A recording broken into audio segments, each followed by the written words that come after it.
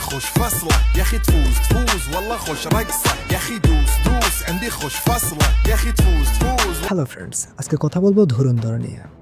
সব যুদ্ধ ফ্রন্ট লাইনে হয় না, কিছু যুদ্ধ হয় নীরবে।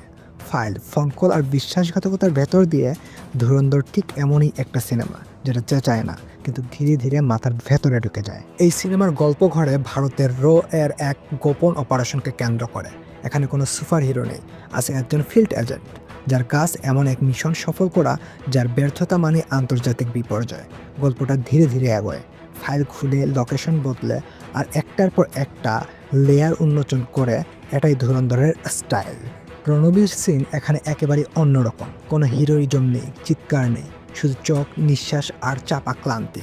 ভিলেন হিসেবে অক্ষয় খান্না একদম চুপচাপ কিন্তু ভয়ঙ্কর। সে গুলি চালায় না, সে সিদ্ধান্ত নেয়, আর সেই সিদ্ধান্তই মৃত্যু ডেকে আনে। সঞ্জয় দত্ত এর সিনিয়র অফিসার হিসেবে রাষ্ট্রের কঠিন বাস্তবতা তুলে ধরেছেন, যেখানে আবেগ নয়, ফলাফলই শেষ কথা।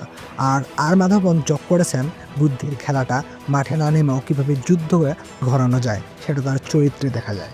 ডাইরেকশন খুব ঠান্ডা মাথার, cinematography dark, background music minimal. অনেক জায়গায় নীরবতাই সবচেয়ে বেশি চাপা তৈরি করে। এই সিনেমা আপনাকে চমক দিতে চায় না, আপনাকে টানতে চায়। ফার্স্ট হাফ একটু ধীরে চলে, আর যারা গান ফাইট মাসালা খোঁজে তাদের কাছে সিনেমাটা স্লো লাগতে পারে, কিন্তু এটা আসলে সেই টাইপের সিনেমা না। আপনি যদি বাস্তবধর্মী স্পাই থ্রিলার, নীরব টেনশন আর মাথা খাটানোর গল্প পছন্দ করেন, তাহলে ধুরন্ধর আপনার জন্য। এই সিনেমা মনে করিয়ে দেয় দেশের জন্য সবচেয়ে বড় কাজগুলো সবচেয়ে চুপচাপ মানুষরাই করে থাকে। এমনই জবরদস্ত মুভি রিভিউ পেতে আমাদের ফলো করুন।